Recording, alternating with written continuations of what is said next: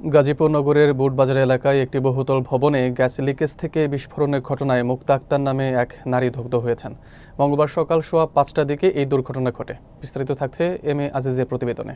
স্থানীয়রা জানান, ভবনের ৭ম তলায় রান্নার প্রস্তুতি নেওয়ার সময় গ্যাস সিলিন্ডারের লিকেজ থেকে হঠাৎ আগুন ধরে যায়। মুহূর্তেই ঘটে ভয়াবহ বিস্ফোরণ। এতে ভবনের দরজা জানলা উড়ে যায় এবং ৬ ও ৭ তলার একাংশ ব্যাপক ক্ষতিগ্রস্ত হয়। খবর পেয়ে ফায়ার সার্ভিসের একটি ইউনিট দ্রুত ঘটনাস্থলে পৌঁছে আগুন নিয়ন্ত্রণে আনে।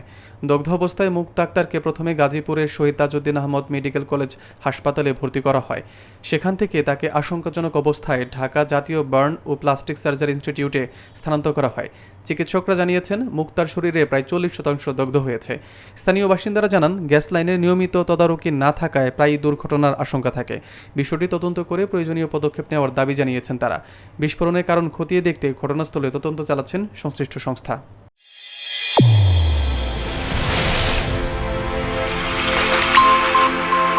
চ্যানেল A1 হৃদয়ের স্পন্দন।